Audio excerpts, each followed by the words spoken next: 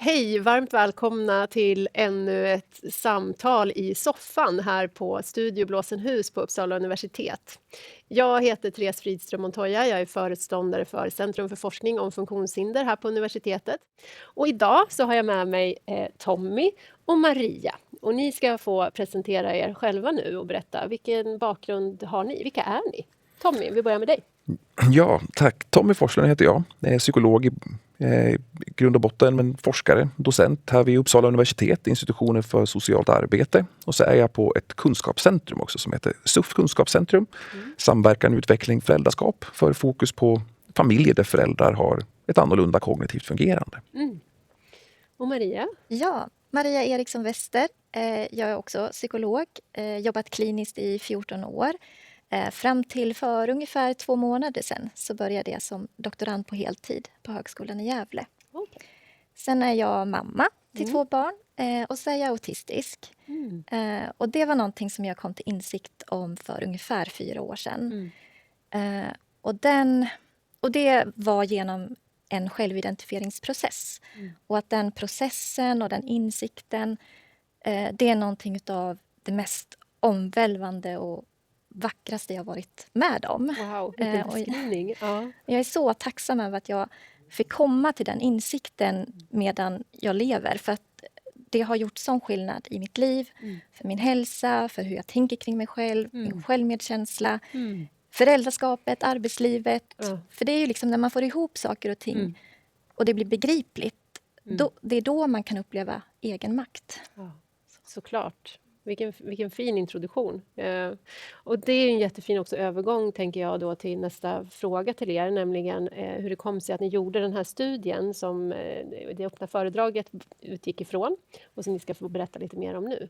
Så vem av er, Tommy, vill du börja berätta varför den här studien som ni ju har kallat då för, med egna ord, autistiska mödrar om mödrahälsovården och det tidiga föräldraskapet? Precis. Jag hade gjort forskning kring andra grupper mammor, som mammor med intellektuell funktionsnedsättning och mammor med ADHD. Och då märkte jag ett ökat intresse för mödrahälsovård och graviditeter och förlossning och att det ofta var mycket komplikationer och risker. Men det fanns knappt några studier alls kring autistiska mammor med autism. Så jag sökte och fick lite forskningsmedel för det från regionen.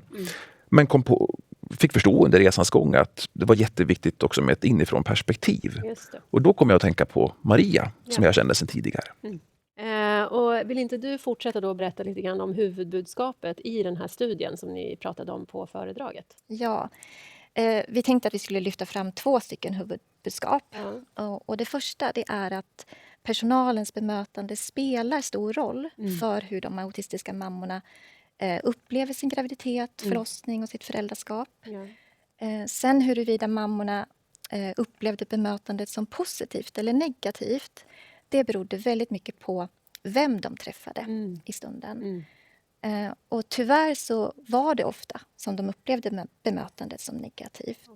Vilket också ligger i linje med de internationella studier som har gjorts. Men utifrån våra mammors berättelser så kunde vi ta fram särskilda kvaliteter som behövs i bemötandet för att mammorna ska uppleva det som ett bra bemötande och för att de ska känna sig trygga. Och det är att personalen behöver ge tid och ha en öppenhet. För som autist så behöver man tid för att kunna processa, samordna intrycken inifrån, utifrån, alla delar i situationen. För att kunna få fatt i vad man tänker, känner, behöver och sen kunna uttrycka det på ett sätt som känns sant för en. Så om man som personal ställt en fråga så kan man behöva vänta kanske 40 sekunder extra mot vad man är van vid. Och inte vara för snabb med att ställa en följdfråga eller fortsätta. För då finns det risk att den autistiska mamman inte hunnit samordna delarna och hunnit känna och tänka färdigt.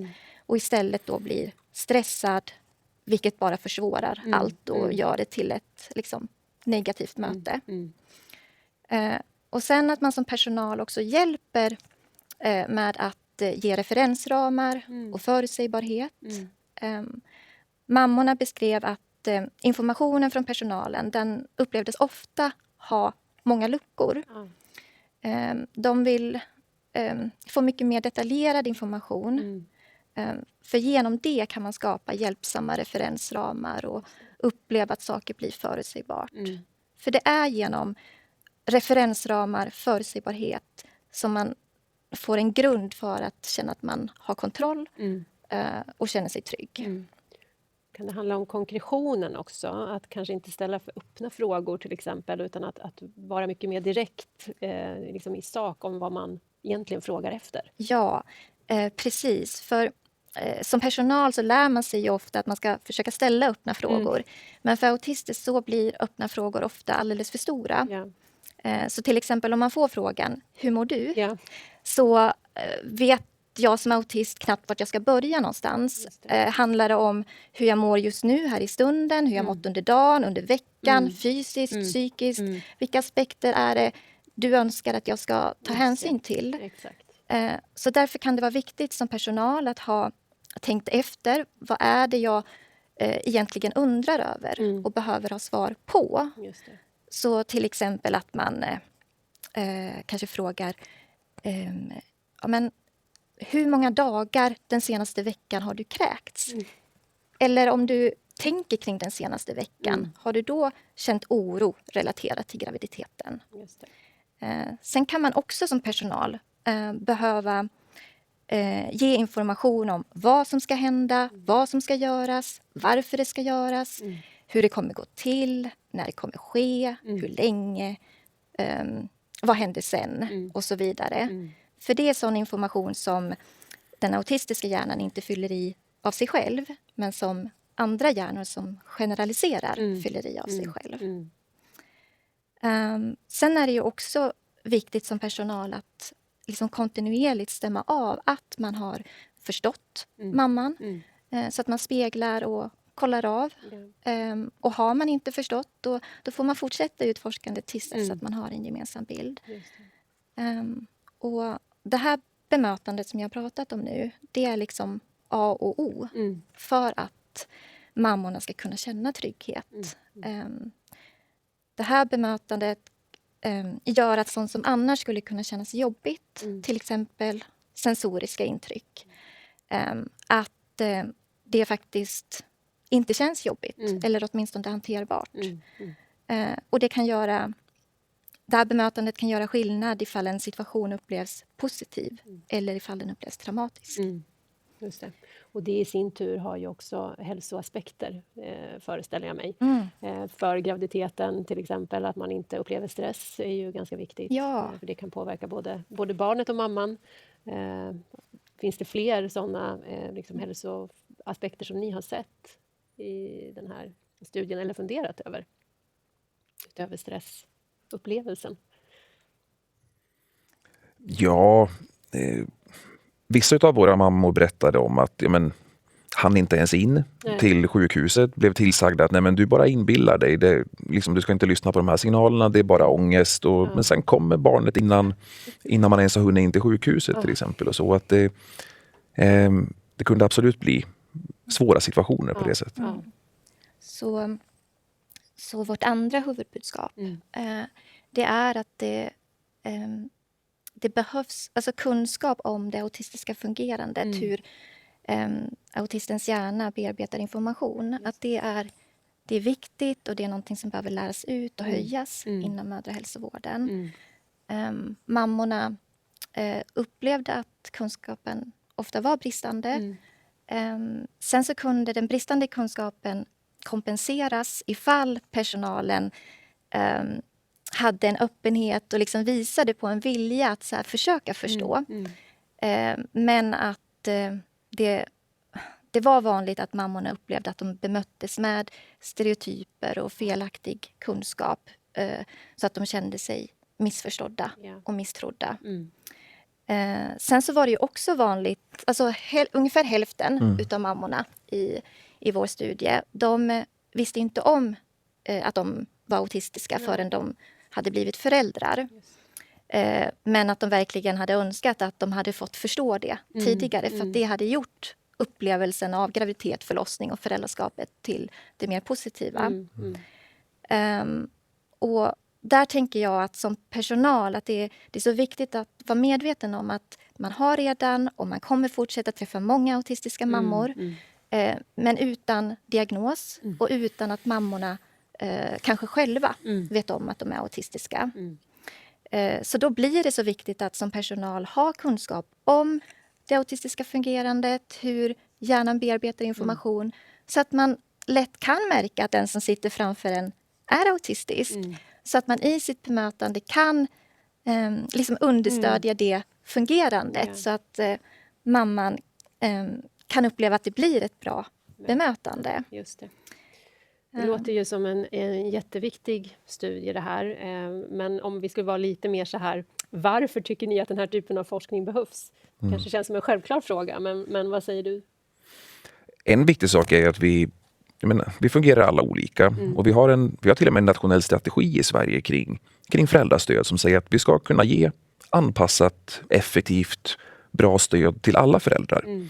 Och då måste vi ha kunskap om hur olika grupper av föräldrar, vad de har för behov, önskemål, vad som kan vara speciellt viktigt att tänka på så att vi kan anpassa stödet på ett bra sätt. Ja.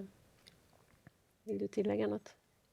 Ja, men jag tänker att det är viktigt med såna här studier där vi dels frågar autisterna själva, i det här fallet de autistiska mammorna, och också att autister är med under själva utformandet av forskningen. För det gör att man kan skapa frågor som blir relevanta för målgruppen och att frågan också ställs på ett sätt så att det går för mig som autist att liksom kunna besvara. Och att man också kan skapa settingen på ett sätt så att man faktiskt får fatt i det som är sant för en. Ja, såklart. Så.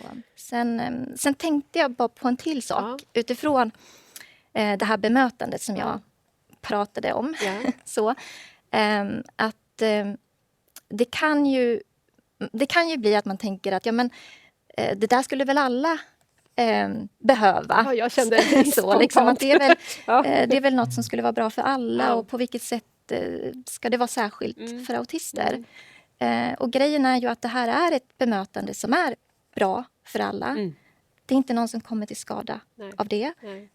På så vis så gör det heller inte någonting ifall man bemöter alla som om de vore autistiska. Men att det också kan vara viktigt att tänka kring att det som är bra för alla, det är nödvändigt för vissa. Just det. Och att det här bemötandet är nödvändigt för de autistiska mammorna. För får inte de det här bemötandet så finns det risk för allvarliga konsekvenser som komplikationer och trauma och andra vårdskador. Det var ju ett väldigt kraftfullt budskap tycker jag. Att det som är bra för alla kanske faktiskt också är nödvändigt för vissa. Och jag tänkte bara ställa en fråga till er. Och det är vad ni tänker då inför framtiden och forskning på det här fältet. Är det någonting särskilt som ni vill lyfta för framtiden? Det finns jättemycket vi behöver veta mer om. Det finns väldigt lite forskning om autistiska föräldrar och framförallt i Sverige. Nu har ju vi fokuserat på graviditet och förlossning och vi ska också titta mer på det tidiga föräldraskapet. Men det är någonting som jag tänker att vi behöver veta mer om också. Vad har man för styrkor, eventuella sårbarheter i föräldraskapet och hur kan vi ge ett gott stöd där? Just det. För det är det goda stödet ju, som är det viktiga. Ja. Du nämnde en nationell strategi och den kan behöva utvecklas hela tiden. Men det är också så att vi lär oss nya saker väl hela tiden också om vad det innebär att vara autistisk. Som också ju måste hela tiden driva den här forskningen framåt. Det ska bli väldigt spännande att fortsätta följa er i framtiden. Och jag är så glad och tacksam för att ni ville komma hit och berätta om det här spännande för de som ser på den här filmen. Så med de orden så tack för att du har tittat på den här filmen och vi ses igen med nya spännande föredragshållare här i soffan framöver. Tack för idag!